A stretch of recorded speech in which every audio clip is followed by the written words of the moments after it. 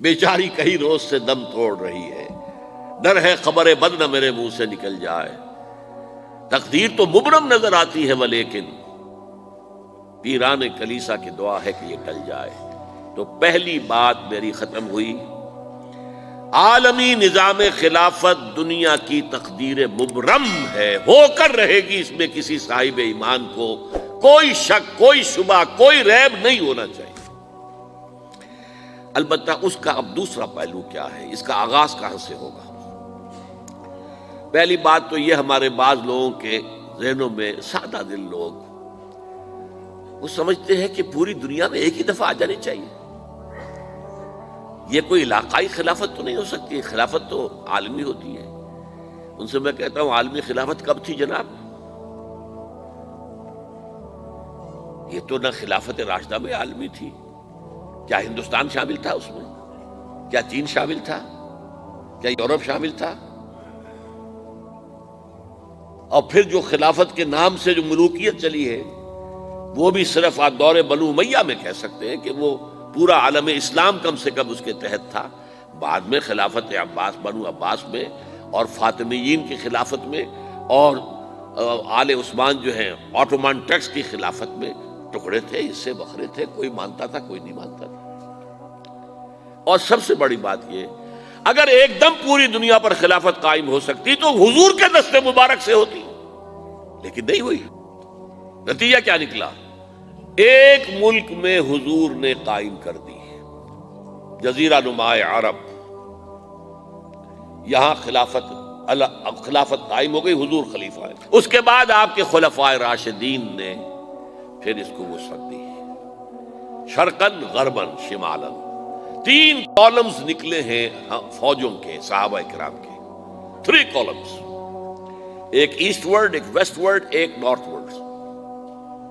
ایک عراق کو فتح کرتے ہوئے ایران میں پہنچ گیا، خراسان تک چلا گیا۔ ایک شام کو فتح کرتے ہوئے اور پھر سینائی پیننسولا سے ہو کر افریقہ میں داخل ہوا اور اٹلانٹک تک پہنچ گیا۔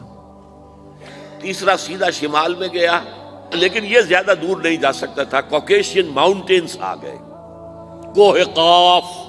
اس زمانے میں تو یہ یوں سمجھیے کہ امپیسیبل تھا نا، کوہ قاف، لہذا وہاں آ کر رک گیا بابا۔ اب بھی یہ ہوگا، کسی ایک جگہ سے شروع ہوگا پھر پھیلے گا، اس کے سوا کوئی چارہ کار ہے ہی نہیں۔ اگر ہر جگہ پوری دنیا میں ایک ہی وقت میں ہو سکتا تو حضور کے دست مبارک سے ہوتا صلی اللہ علیہ وسلم۔ اب وہ نقطہ کون سا ہوگا، نقطہ آغاز کون سا ہوگا؟ اس میں پہلی بات تو میں نے کہا، جو شک کرے گا اس کا پھر ایمان مشکوک ہے۔ ہوگا، لازماً ہوگا، گلوبل ہوگا، پوری دنیا میں ہوگا۔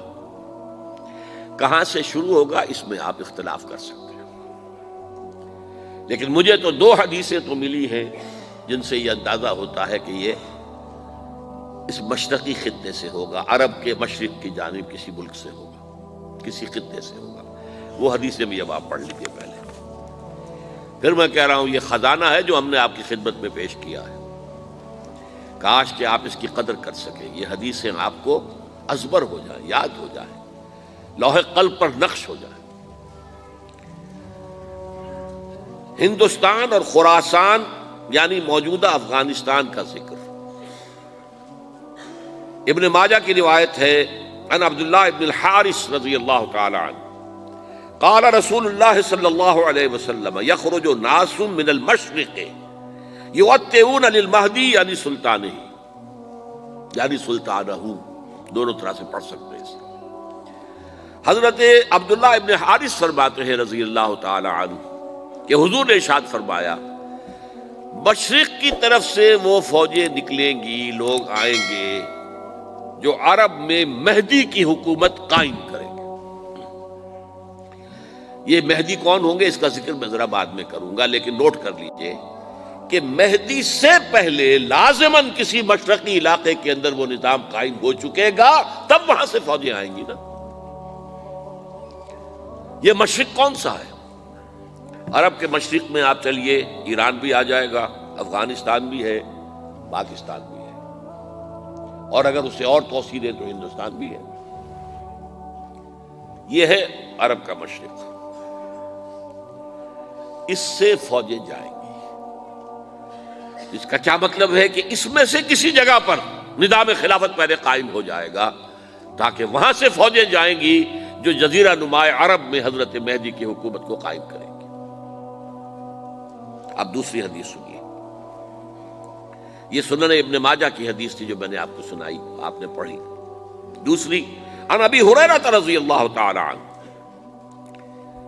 یہ ترمذی شریف کی روایت ہے، قال قال رسول اللہ صلی اللہ علیہ وسلم یخرج من خراسان رایات سود لا يردها شیء حتی تنصب بایلیا، خراسان کے علاقے سے سیاہ جھنڈے لے کر فوجیں آئیں گی، ان کا رخ کوئی موڑ نہیں سکے گا، ان کو پیچھے پھیر نہیں سکیں گے کوئی بھی، یہاں تک کہ وہ یروشلم میں جا کر جھنڈے نصب کر دیں گے۔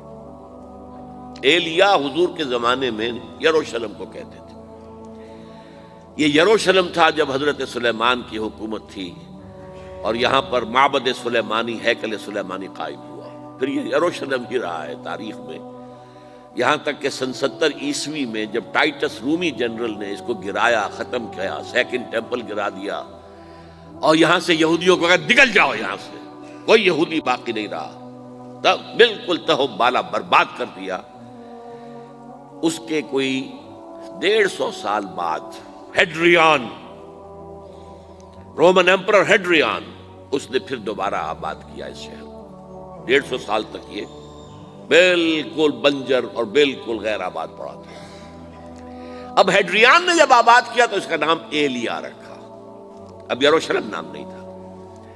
تو حضور کے زمانے میں پھر اس کا نام ایلیا تھا، اور اب اس سے کیا معلوم ہو رہا ہے کہ یہ یروشلم مسلمانوں کے قبضے سے اس وقت نکلا ہوا ہوگا، ایک دفعہ پہلے نکلا تھا، سن 1099 عیسوی میں مسلمانوں کے ہاتھ سے نکلا، کروسیڈرز عیسائیوں نے آ کر اس کو قبضے میں کیا، لاکھوں مسلمانوں کو مارا، قتل کیا۔ اس کو 1187 عیسوی میں واپس لیا ہے، کس نے لیا ہے؟ صلاح الدین ایوبی، کرد، عرب کھوکھلے ہو چکے تھے، عربوں نے کھویا، واپس نہیں لے سکے، بہت حکومت کر چکے تھے، 400-500 برس کی حکومت کر کے، اور ان کے عیش اور ان کے آرام، اب ان میں جان نہیں تھی کہ وہ واپس لے سکے۔ واپس لینے والا گرم کرد خون تھا، صلاح الدین ایوبی۔ تو گویا کہ اب آپ سمجھئے کہ 88 برس تک عیسائیوں کا قبضہ رہا یروشلم پر۔ اب 1967 میں یہودیوں نے قبضہ کیا ہے، اور اب 38 برس تو ہو گئے، 88 نہیں تو 38 برس تو ہو گئے ہیں، لیکن وہ دور آئے گا کہ اب پھر لیں گے، لینے والے عرب بھی نہیں ہوں گے، خراسان کے علاقے سے فوجیں آئیں گی۔ یہ خراسان کیا تھا؟ ایلیا تو میں نے آپ کو بتا دیا، یروشلم کا نام ہے۔ خراسان اس زمانے میں ایک بہت بڑے ملک کو کہتے تھے، کچھ حصہ پاکستان کا بھی اس میں شامل ہے، کچھ حصہ ایران کا بھی ہے، ایران کے اس حصے کو اب بھی خراسان کہتے ہیں، وہ ایک صوبہ ہے، خراسان ایک صوبہ ہے ایران کا چھوٹا سا۔ پاکستان میں خاص طور پر یہ جو علاقہ مالاکنڈ ایجنسی کہلاتی ہے، اس سے اوپر جتنا علاقہ ہے، اور یہ جو واخان کی ایک پٹی آتی ہے اوپر، واخان افغانستان کی ایک پٹی سی دم سی چلی آتی ہے جو جا کر چائنا کی سرحد سے مل جاتی ہے، یہاں سے لے کے یہاں تک یہ جو مالاکنڈ کا وہ درہ ہے اور پہاڑ ہے، یہ بھی خراسان کا حصہ ہے۔ باقی تقریباً 2/3 آف افغانستان ساؤدرن حصہ نہیں ہے خراسان کا حصہ، یہ سیستان کہلاتا تھا، یہ خراسان نہیں ہے، لیکن یہ کہ اوپر کا 2/3 آف افغانستان، اور اس کے ساتھ یہ جو عرب، جو اب یہ ترک ممالک آزاد ہوئے ہیں سوویت یونین کی ڈسولوشن کے ساتھ، یہ سارا علاقہ کہلاتا